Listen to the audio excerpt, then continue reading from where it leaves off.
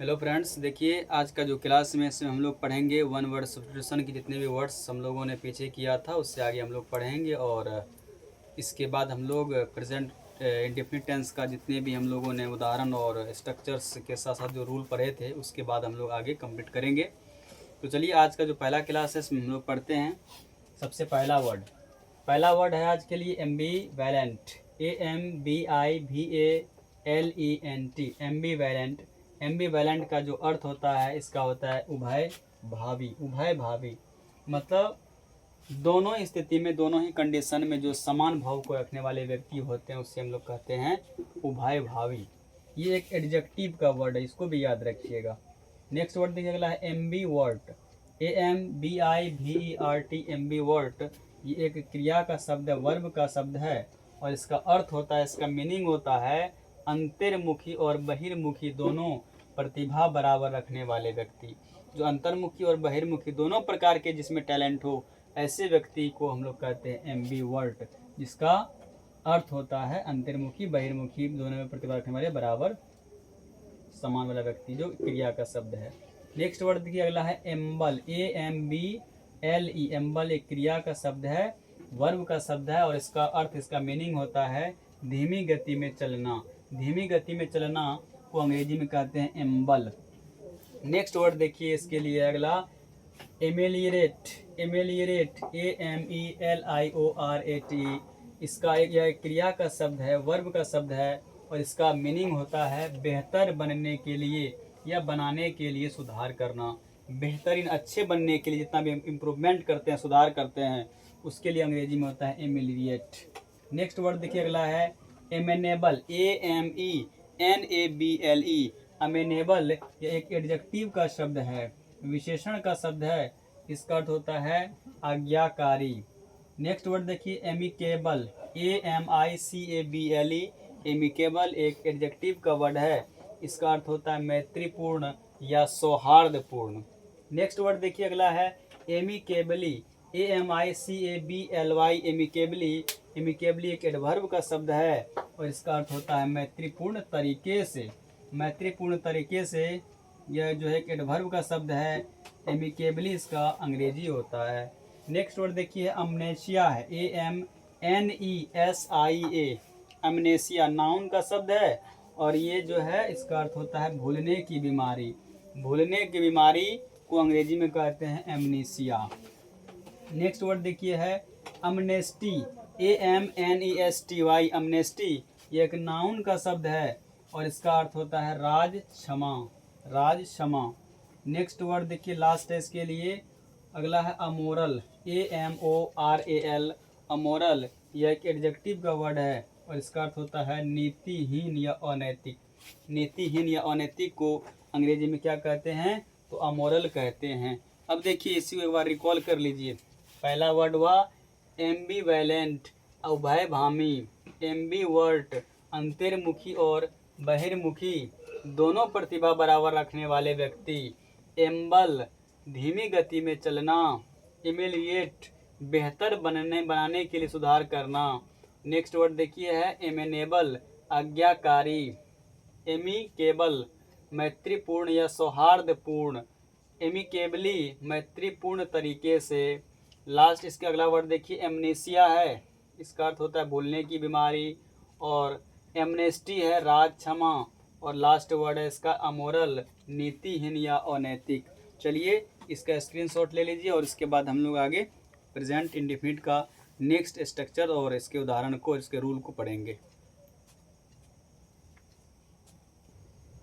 चलिए तो आज का जो प्रेजेंट इंडेफिनिट टेंस का जितना भी उदाहरण हम लोगों ने पीछे वाला पढ़ा था उस वीडियो को आप लोग अवश्य देख लीजिएगा और उसको देखने के बाद ही आप आगे का जितना भी समझ है उसको अच्छे से समझ पाइएगा। आगे का जितना भी अच्छा से आगे का स्ट्रक्चर दिया जा रहा है और जो एडवांस स्ट्रक्चर और एडवांस सेंटेंसेस जो वाक्य मिलेंगे आज, उनको अच्छे से कंप्लीट करने के लिए पीछे वाला भी ज़रूर देख लीजिएगा।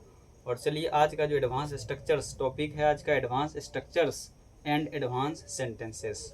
तो देखिए आज का जो पहला वाला है इसमें दिया गया है एडवांस स्ट्रक्चर्स एंड सेंटेंसेस। इसमें समझिएगा आप लोग सबसे पहले बात कि जो हम कुछ रूल के साथ इसमें स्ट्रक्चर्स को रखे हैं जो सिंपल प्रेजेंट टेंस में ही यूज होता है। तो इसको समझिएगा। जो सबसे पहला वाला स्ट्रक्चर है आपका, इसमें दिया गया है सब्जेक्ट प्लस V1 या V5 प्लस अदर वर्ड ही है।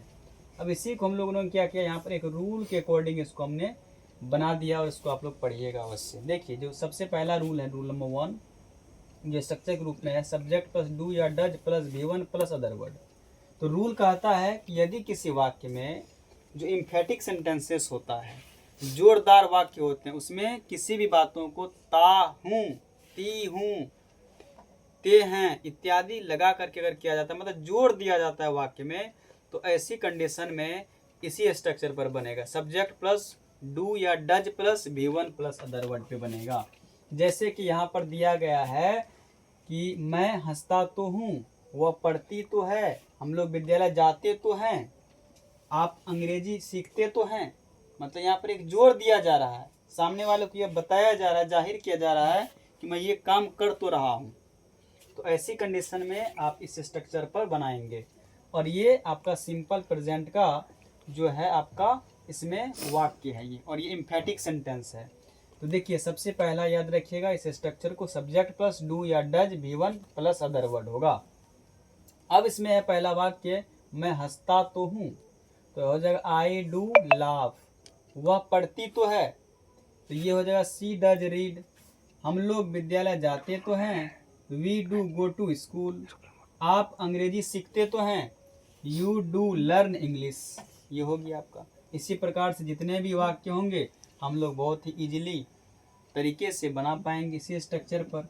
देखिए अगला, फिर रूल नंबर 2 में याद रखिएगा do plus V1 plus other word. याद रखिएगा do plus V1 plus other word, इस पर हम लोग काम करेंगे। इसमें याद रखिएगा इस प्रकार का स्ट्रक्चर तब यूज करेंगे जब वाक्य में अवश्य या निश्चित या जरूर करके लगा होगा, तब हम लोग इस स्ट्रक्चर पर काम करेंगे।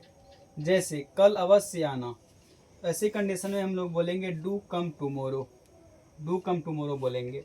नेक्स्ट, इस किताब को जरूर पढ़ना, do read this book, do read this book होगा। उस काम को जरूर करना, तो डू दैट वर्क। बस हो गया। अब देखिए इसमें देखिए एक लास्ट है, इसमें इसी का, मेरा चैनल को जरूर सब्सक्राइब करना, डू सब्सक्राइब माई चैनल। बस हो गया। इसी प्रकार से इसमें जितने भी वाक्य आएंगे आपको इसी स्ट्रक्चर पर बनाना है, do plus V1 plus other word. बहुत बेसिक बात है। रूल नंबर 3 में देखिए अगला स्ट्रक्चर डाल दिए हैं। इस स्ट्रक्चर को थोड़ा सा समझिएगा, कोई खास बड़ा नहीं है, याद रखिएगा सब्जेक्ट प्लस डू या does plus nothing plus but plus V1 plus other word. जैसे कि हम लोगों ने पहला वाला रखा था, क्या है यहाँ पर सब्जेक्ट प्लस डू या does plus V1 plus other word है, लेकिन यहाँ पर क्या हो जाएगा, बस नथिंग और बट लगा देना है। नथिंग और बट बीच में लगा देंगे, बाकी हो जाएगा। सब्जेक्ट प्लस डू या does plus nothing plus but plus V1 plus other word होगा। जैसे इस पे याद रखिएगा। और ये रूल तब काम करता है, ये स्ट्रक्चर तब काम करता है जब वाक्य में यह दिखाया जा रहा है कि वह किसी एक ही काम को लगातार करते रहता है। अगर किसी वाक्य में या कोई भी व्यक्ति या किसी भी तरह का कोई भी काम एक ही प्रकार से अगर हो ही रहा है और जोर भी दिया जा रहा है, तब इस स्ट्रक्चर का काम करेंगे। जैसे कि वह पढ़ता ही रहता है, मतलब वो और कोई काम नहीं करता, केवल पढ़ाई करता है, तो ऐसी कंडीशन में हम लोग बोलेंगे कि he does nothing but read. बस इस स्ट्रक्चर पर बैठा देना है। वह क्लास में सोता ही रहता है, he does nothing but sleep in the classroom. इसमें अगला देखिए, तुम खेलते ही रहते हो, you do nothing but play. और देखिए इसमें अगला है, वह हंसता ही रहता है, तो he does nothing but laugh. इस तरह से 3 स्ट्रक्चर हम लोगों ने आज सीखा, और इस स्ट्रक्चर पर आधारित हम लोगों ने वाक्यों को भी सीखा। और इसी प्रकार से अगर जितने भी वाक्य आएंगे आगे, तो सारा का सारा वाक्य इसी प्रकार से बनेगा, इसी स्ट्रक्चर पर बनेगा। और बाकी स्ट्रक्चर, बाकी रूल और बाकी कॉन्सेप्ट को हम लोग अगले वाले वीडियो में करेंगे। आज के लिए इतना ही। जय हिंद।